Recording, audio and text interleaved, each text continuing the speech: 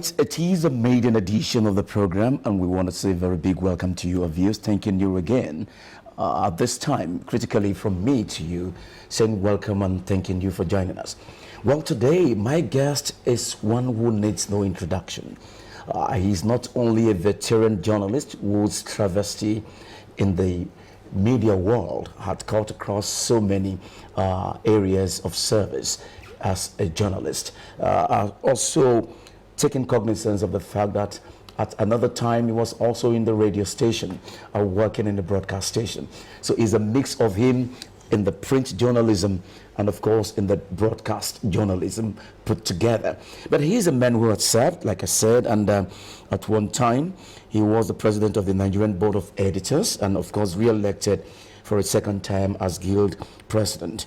That's Nigerian Guild of Editors president. His past recent immediate service, if you want to recall, was when he served as the special advisor, media and publicity to the former president of the Federal Republic of Nigeria and commander-in-chief of the armed forces at the time, GCFR, President Muhammadu Buhari.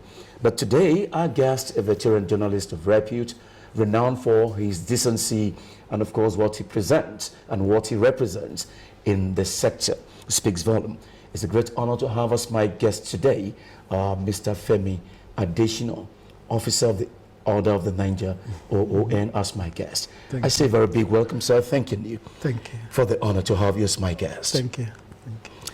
Well, today as we speak, from your years of experience in this sector of ours and journalism put together, there is this allegation that the media in the reportage of their reports have failed this country.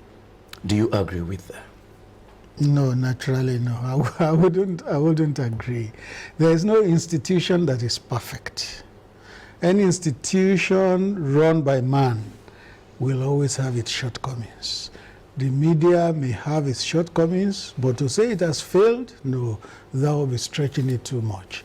I believe that in the evolution of Nigeria, the media has played its part and played it well, right from battle against colonialism to battle against military rule to involvement of democracy and to the entrenchment of democracy. The media has done its part and done it well. I'm not saying it has done it perfectly, no, but it has done its part, it's still doing it. There may be one or two shortcomings, there may be some bad eggs, but by and large, I'll say the media has served Nigeria well and is still serving well. Why I must commend your response to that, but let's take a cue from a statement you made, that you won't say that it has done its bit very well, but you will not say it has not done well all the same. When you say it has not done its bit well, like you think, what are you looking at? What comes to your mind? Not that it has not done its bit well, but that it has not done its bit perfectly, because we still find the media pandering to some primordial interests, to some other divisive interests, to maybe interests that are conditioned by pecuniary reasons and all that. The media has that. You still find them pandering to things that are not good for our country's unity. But the media has not failed. All right, let's look at the concern of regulation and control. Today, there is this perception that the inability to effectively and correctly put effective control or regulation in managing the media has become a hydra monster, a hydra-headed monster that has today remained a challenge that either government, either practitioners, even like you that has years of experience, and even we doing this job, has still not got right. Yeah, the thing about regulation is that it is always good for any profession and even for the when you don't want to be regulated. it will even hurt you at the end of the day, because liberty that has no boundary will hurt the person wielding that liberty. So the media itself must subject itself to a measure of regulation so that those who step out of line can be quickly called back or disciplined. It's very necessary for any profession, media included.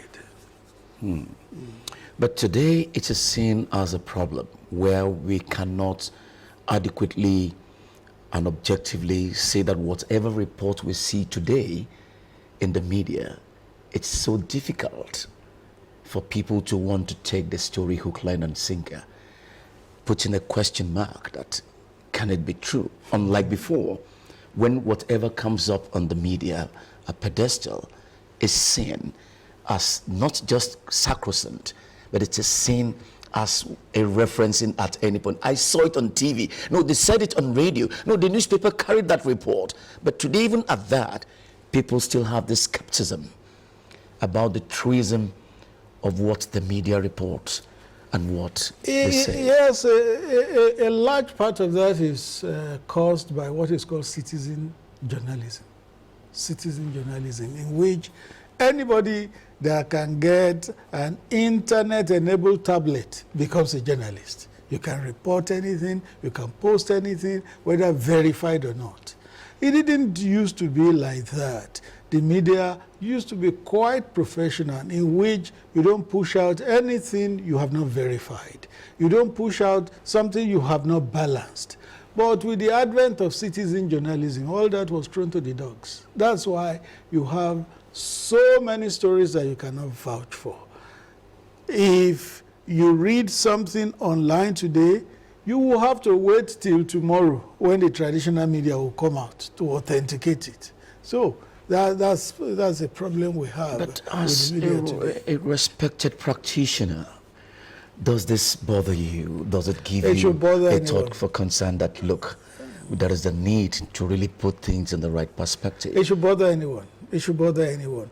There are some things I read online, and due to the benefit of practice and experience, I tell myself I have to wait for other respected media to corroborate this before I believe it. And at the end of the day, you find that those things are never corroborated. So the onus now is on the consumer of media affairs to be discriminate in what they accept. I want to quote you, Wilson. Yes. To be discriminate in what they accept. Yes. But it calls to question our integrity. It calls to question our honor. It calls to question our competence, our capability as practitioners of the media when the consumers or the society that must see us as the reference point of reportage is being questioned with integrity.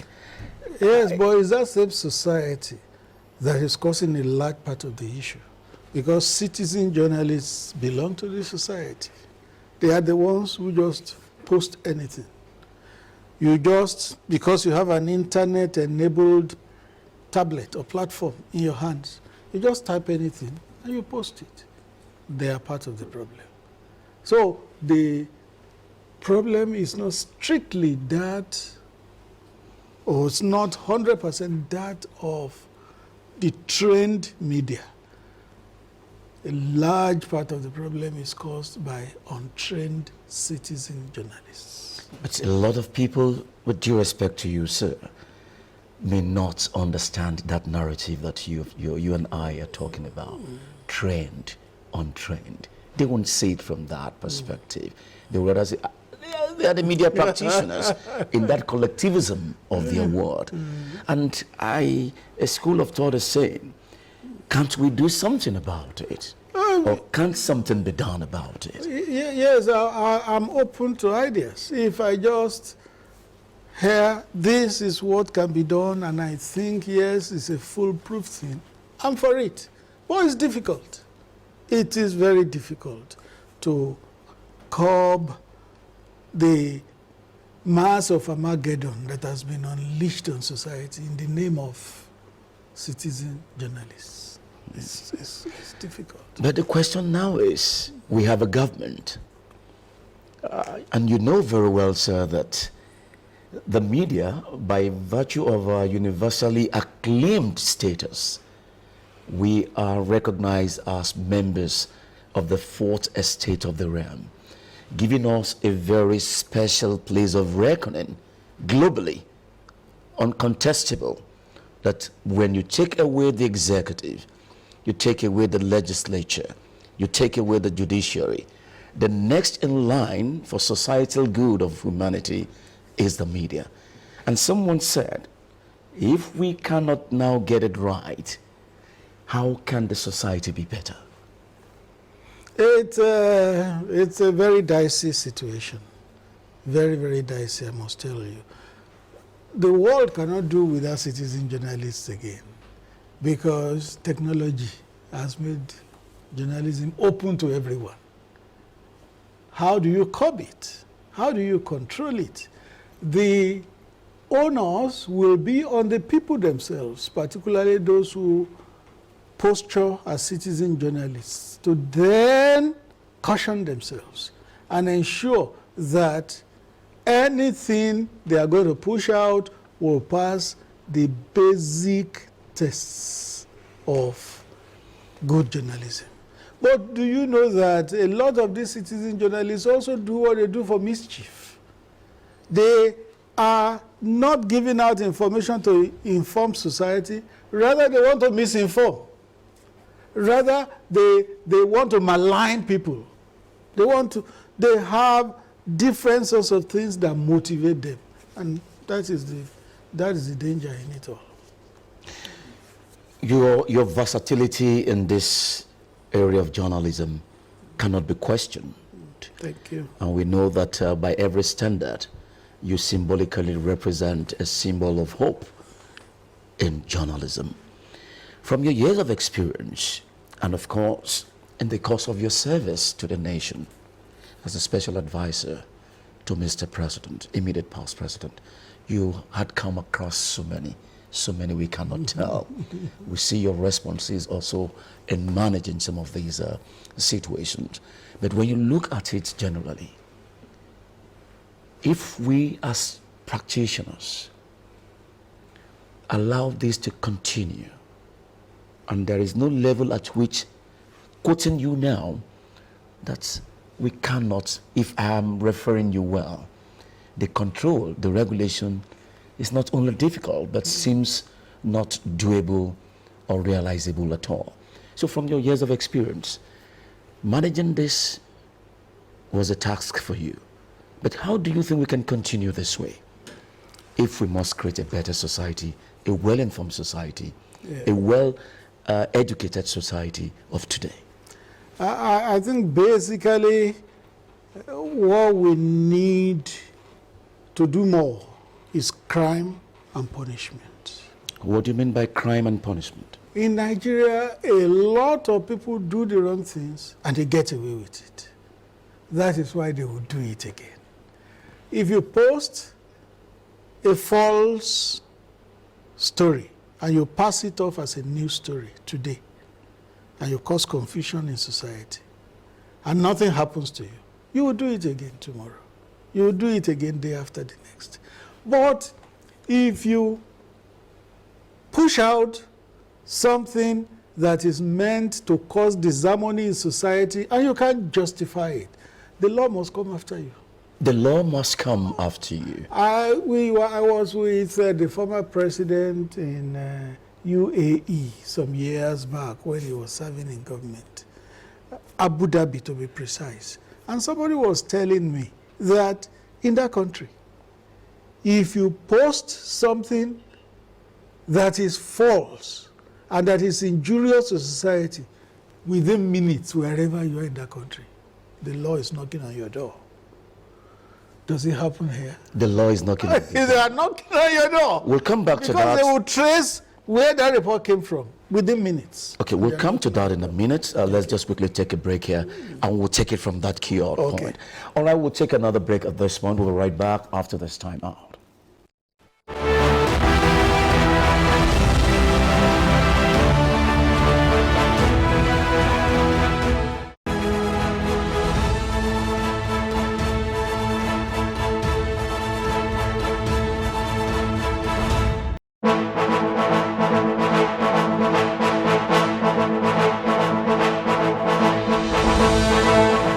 We have negotiated in good faith and with open arms with organized labor on a new national minimum wage.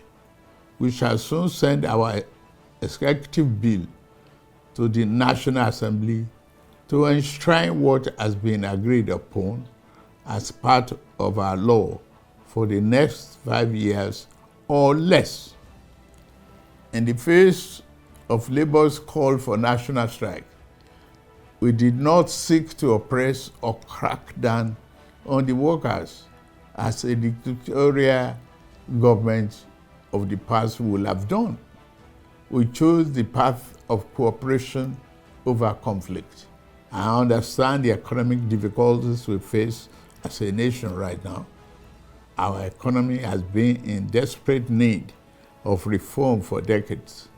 It has been unbalanced because it was built on the flawed foundations and over reliance on revenue from exploitation of oil. The reforms we have initiated are intended to create a stronger, better foundation for future growth. There is no doubt that the reform has occasioned hardship. I feel your pains. Yet, there are necessary repairs required to fix the economy over the long run so that everyone has access to economic opportunity.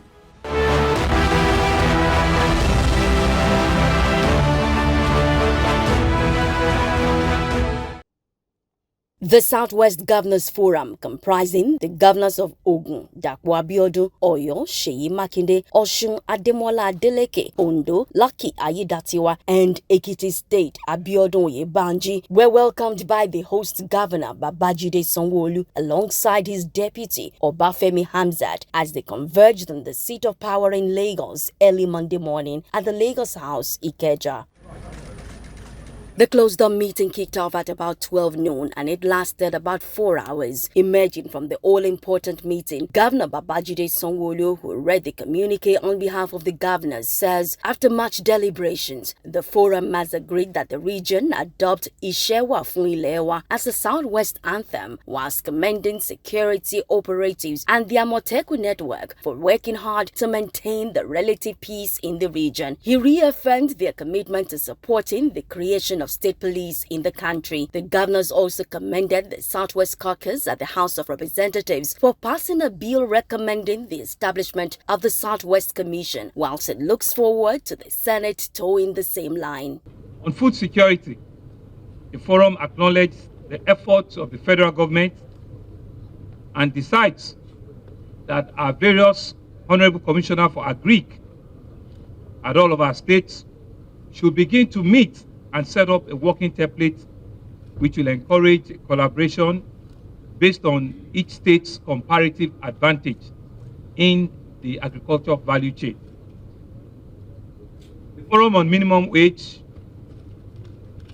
the Forum supports the efforts of the federal government, the Nigerian Governors Forum, and the organized private sector on their ongoing conversations with the Nigerian Labour Union.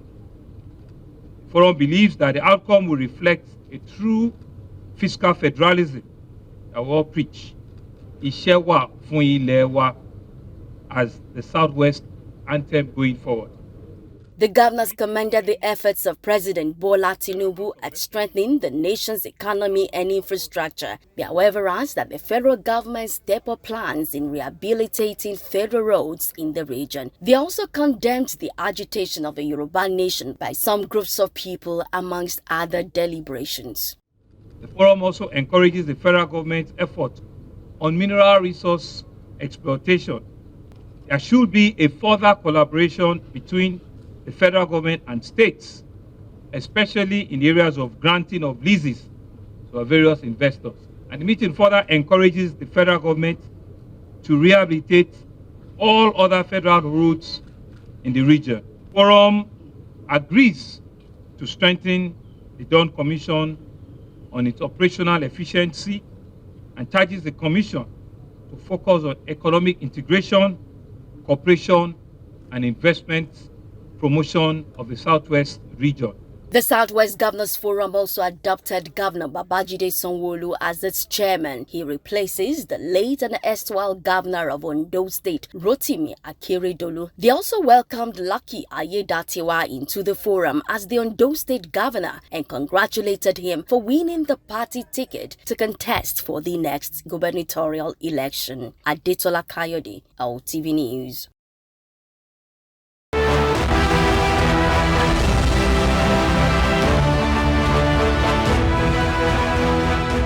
All right, it's good to have you back again. If you're just watching us, it is Issues and Trends. And today in our maiden edition, we're looking at how the media can best be regulated for the good of humanity or the society. When we talk about the media, you talk about the society. Without the society, there cannot be the media. But how do we connect to get it right is another thing. Our guest with me on the program is Mr. Femi Adeshina, Officer of the Order of the Nigeria, OON, the immediate past special advisor, media and publicity to the former president of the Federal Republic of Nigeria, President Muhammadu Buhari. One more time, we must thank you, sir.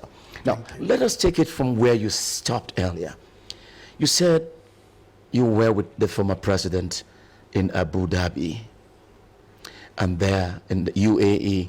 That someone told you that if at any time a report is reportedly reported is injurious in any way, that it takes no minute, it takes no time to trace and be able to, attend to that matter. Why is it difficult for us to do so in this country? Well, I'll say many reasons. One is the sheer size of Nigeria. Size may be a benefit to a country in so many ways. Commerce and unity in diversity and all that. But size may also be a problem. And in that area, size is a problem to Nigeria. If somebody posts a negative report in Kutu-Wenji, before you even reach there, that person has disappeared. But Abu Dhabi is a small country, and within minutes, the security is knocking at that person's door. Another advantage a country like Abu Dhabi will have is technology. Nigeria, I believe, has not invested that much in technology. Nigeria can do it if they want to. If they want to pinpoint whoever has posted a negative report in any part of the country, within minutes or less than an hour, they can do it with the right technology. I just read in the newspapers today, somebody that allegedly said former Governor Fashola was the one who wrote the judgment of the Presidential Tribunal to favor President Bola Tinubu. He posted it on social media, and they got him. They got him. You can get anybody who posts any negative or injurious thing on social media if there is the will to do it. And if you acquire the right technology and you train your security officials to do it, it will knock a lot of sense into those who post those negative things. I feel worried with your words, permit me, when you said it. And if it's coming from you, and it means it is something we must not take lightly, that we can do it if we want to do it. But should it be we can do it if we want to do it, or what must be done to sanitize, to bring credibility, to bring integrity, to bring honor to the tables, to say that go to Nigeria, If Abu Dhabi can, no matter the size, I'm just thinking, with technology, why can't we? Well, it is said that where there is a will, there is a way. The question is there a will to even do it in this country? Is there a will? I have reported some people personally when I was serving as special advisor who posted injurious things. I reported them to the relevant security agencies. Did anything come out of it? No. If there is the will to do it, there will always be a way. So we must, as a country, muster the will to do the right thing in terms of discipline and punishment, particularly for those who want to ruin the fabric of our country. Unless there's a will, there will not be a way. Well, I know you are speaking more in proverbial references, and we can understand, knowing your capacity then in the office you held before now.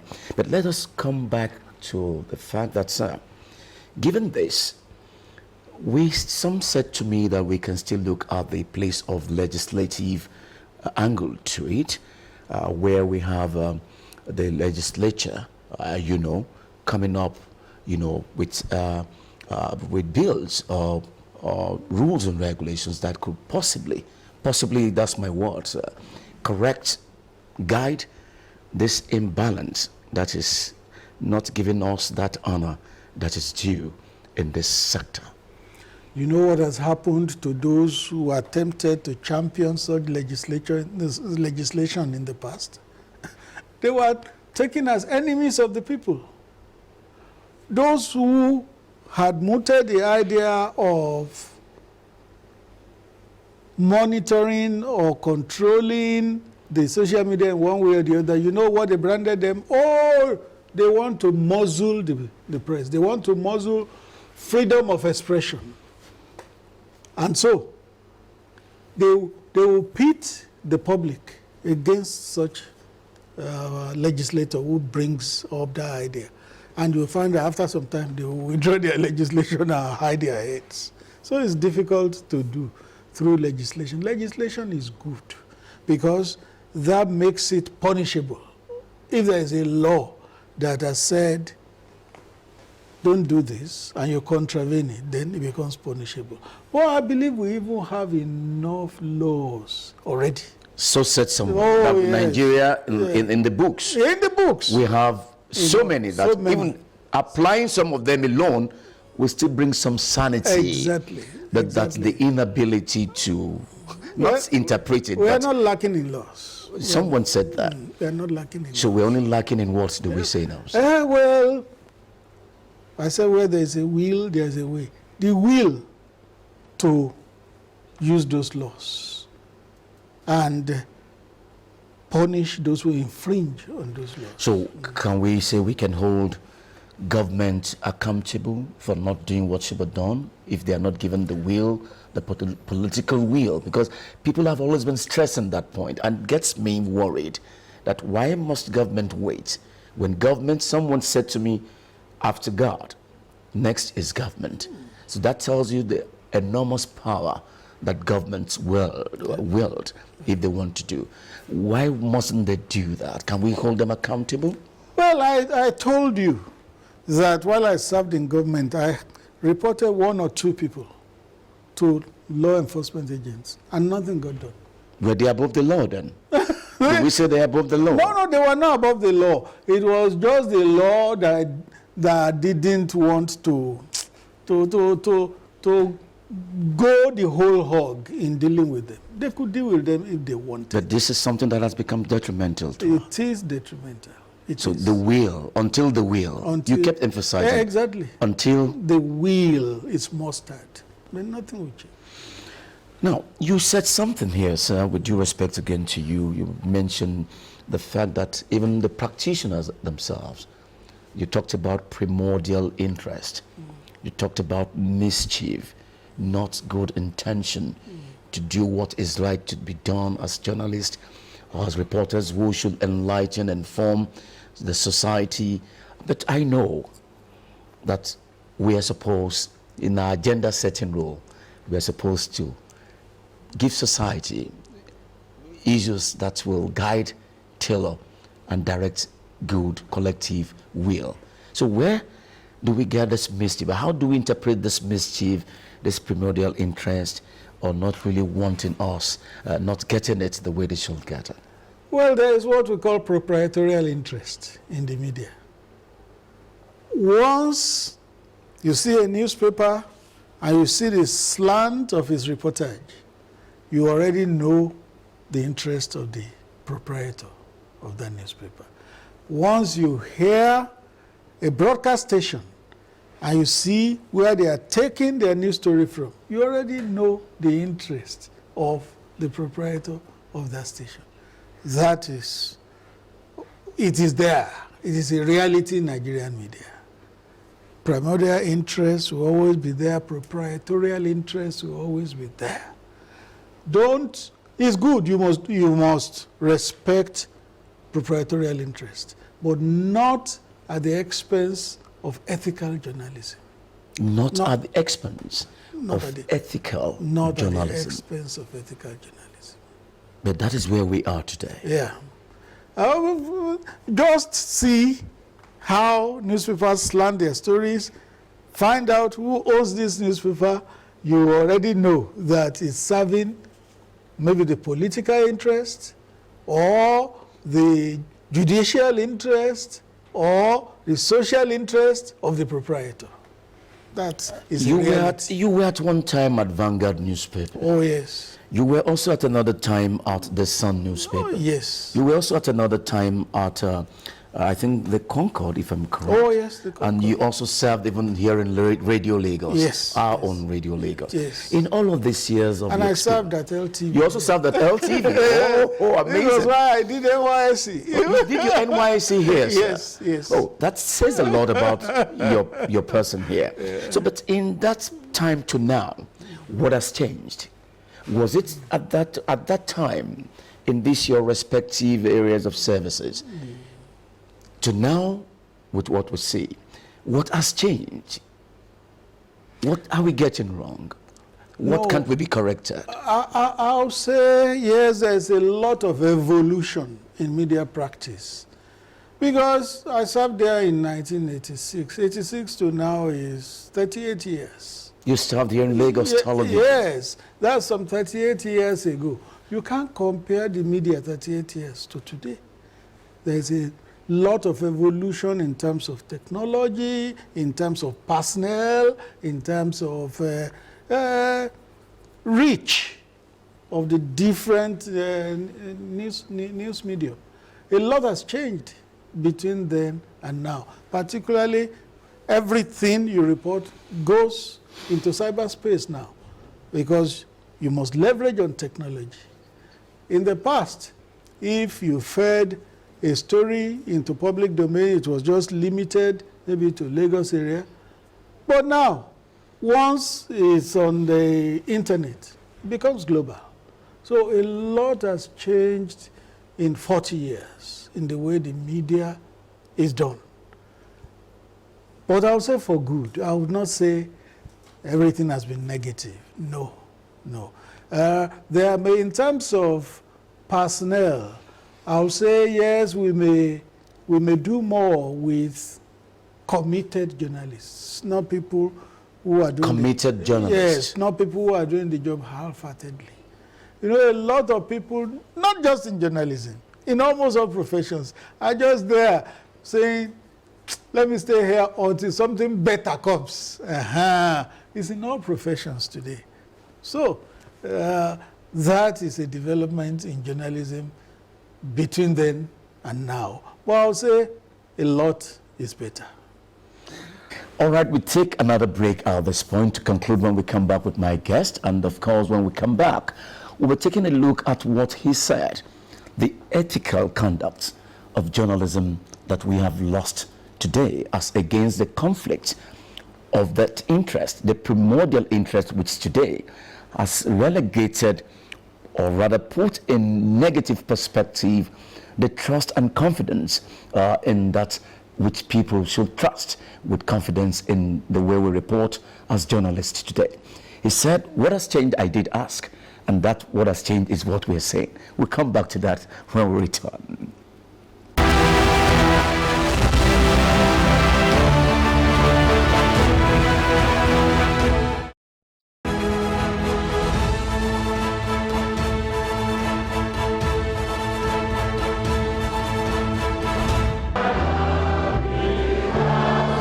It's day 2 of the 27th convocation ceremony of the awards of academic and professional doctorate degrees, conferment of ranks of distinguished professor, emeritus professor, and honorary doctorate degrees at the Lagos State University, LASU. Vice Chancellor of the university, Professor Ibiyemi Olatunji Bello, reeled out the achievements of the last academic session, including maintaining its status as the best state university and the 9th best in the country in corporate rankings, embedding additional courses, expanded infrastructural base, while thanking the governor for his consistent contributions to the growth and development of the foremost state university in Lagos. Still on the Africa Center of Excellence, we quadrupled the center's performance earnings measured by the World Bank's disbursement-linked indicators, DLI, from less than 20% in September 2021 when I came in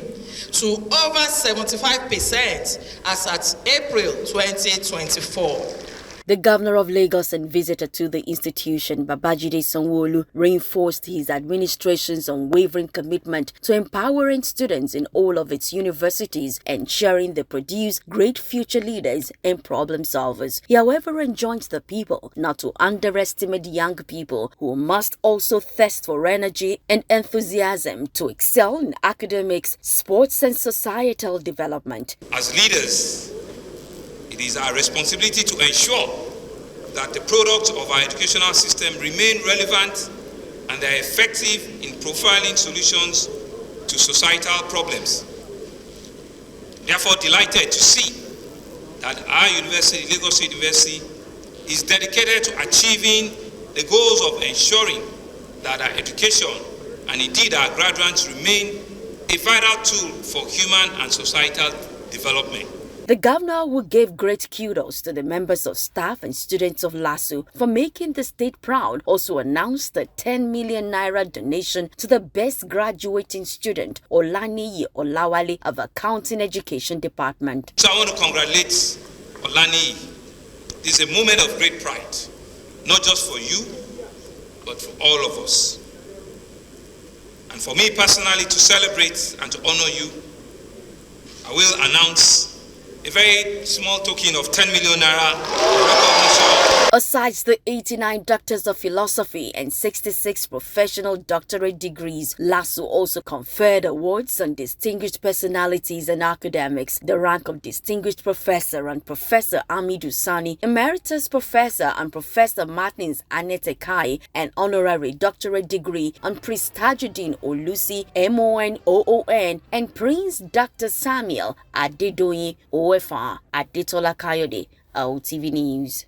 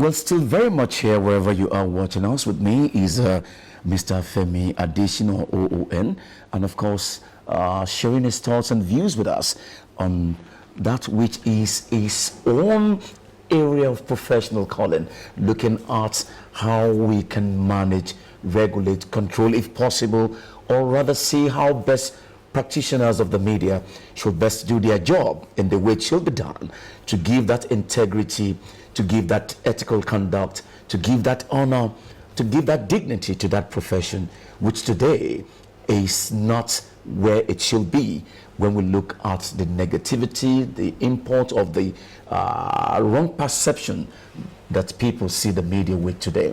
I must thank you so very much again, sir, that you are able to let us understand this. Yet you talked about the ethical conduct. And my concern, like the concern of every other practitioner, where we do not have ethical conduct again, it is as good to say that such profession has lost its merit, its integrity, its totality of its existence as an institution or an entity. It becomes a problem. Yes. And indeed, this is a concern. What do we do?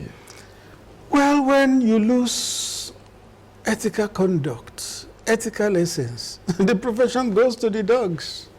It just goes to the dogs. And what happens to it? The public just tramples on it. The journalist has no regard. He has no respect.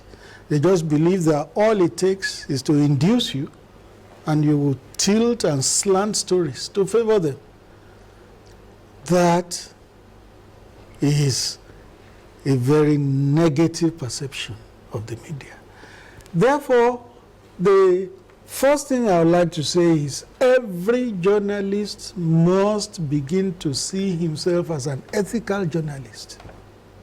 Ethical journalist. Every journalist must begin to see himself as an ethical journalist. If you don't lay high stock, don't place high premium on ethics, you will fall for anything.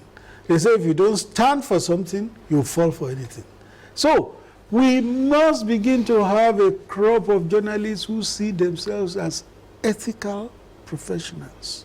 If ethics do not play a very, very important role in our lives as journalists, then the profession is done for. It's done for. So the ethics challenge must start from the journalist himself. And then it must also go to those who run the media houses in terms of at the leadership level. You know, we have the directors of news, the general manager news, this and that. Those who are at that upper level must be part of the ethics train. Otherwise, a reporter will come, do an ethical report, they will twist it. Do you know that at times a reporter files a story? What comes out is completely different. It will have been turned to favor some other interests. So, ethics must also permeate that upper level. And then the ownership. Ownership must not see itself as, I own this, so I can use it for any interest. The ownership must know that there are rules, there are principles that guide the profession, and they should let the professionals do what is necessary at all times. There are some proprietors that are good. We let you do the job.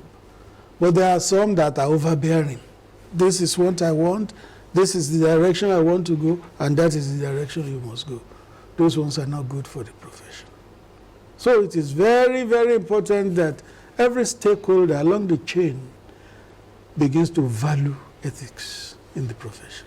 Is it at that time we'll get to the place we call Uhuru?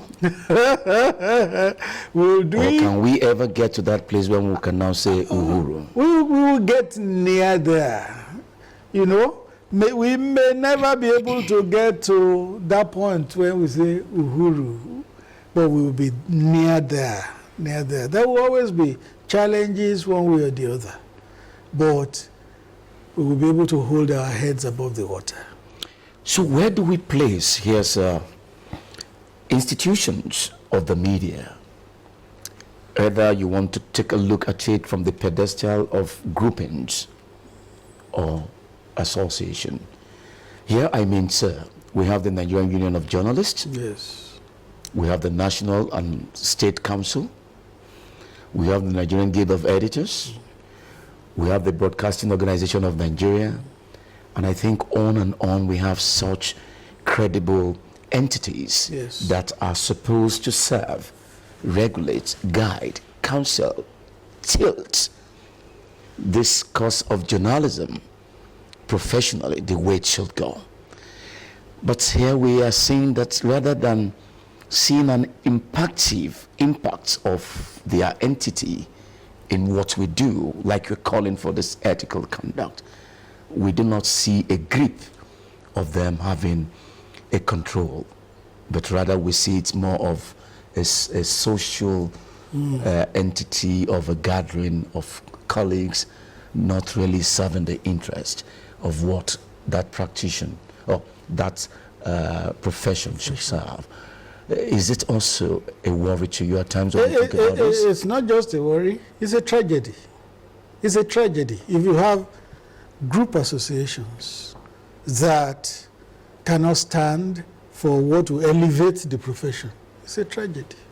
It's a tragedy. And that is why every journalist must ensure that those who aspire for positions to head those groups must be people that can lead the profession in the right direction.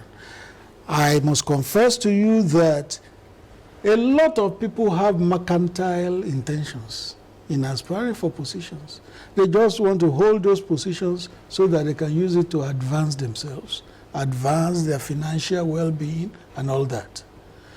If you vote for that kind of person, you are doing a lot of harm to the profession. But if AUJ will say, our president must be a paragon of ethics, the Guild of Editors will say, if you are not a man of good reputation, don't even come near. Of course, Broadcast Organization of Nigeria will say, oh, of course, you must hold there the things that are that are for the good of broadcasting and all that. Then, if they don't insist on those who lead those groups, I am sorry. I am really sorry for our profession. But if you choose people of good character, of goodwill, of good reputation, it flows down. They say when a fish rots, it starts from the head. But if you have a fish with his head sound, it will reflect in all the body. So those group associations must ensure that those we elect to lead us are people of good reputation. Survival is a concern in every profession. And we also know that usually they will say to us, he who pays the piper dictates the tune. But in terms of ethical conduct, in terms of integrity, in terms of competence, in terms of honor, loyalty to your calling as a professional in this area, I know of people who have paid prizes, but still to meet the ends of today becomes a problem because they have choose to be men of honor and integrity. What happens now that they cannot find themselves? To such people, is it a way to encourage? What way can they be encouraged? I tell you, that is a big dilemma in our profession, in our calling. It's a big dilemma. You want to tread a straight and narrow road, but there are other divergent interests that are calling for your attention. And you know that if you don't look in that direction, you may end up in the cold one day.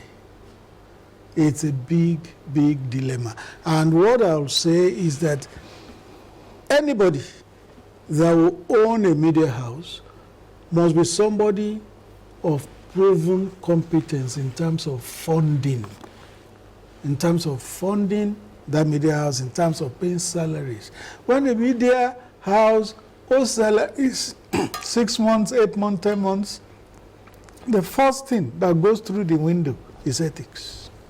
Is ethics. So we started by talking about regulation. If eventually we get a regulation body that is acceptable to all, because the problem in the media now, particularly with the print, is that we are refusing to be regulated from the outside. We are saying journalists are the ones that must regulate themselves. Okay. But if you find somebody who has a media house and is owing 6, 8, 10 months, something must be done to that person. It's either he musters enough funds to pay his staff, or is forced to shut down. When you don't pay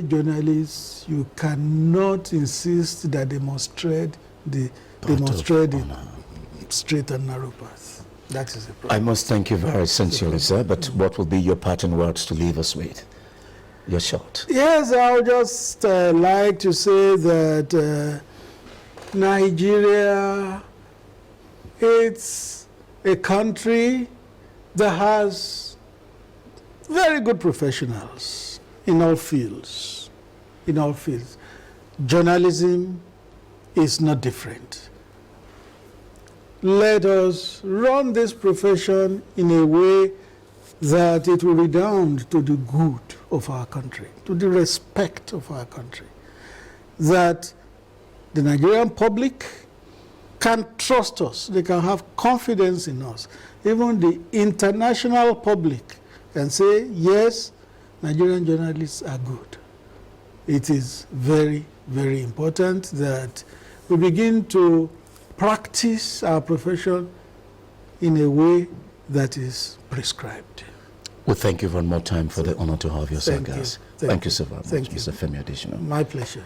Thank you. Well, viewers, we must thank you again for today, looking at the discourse placed on for our concern, and let us see that with what has been said, maybe we could always see the need for us to work better and make a variation from what we do henceforth to give credibility and honor as professionals in whatever we do.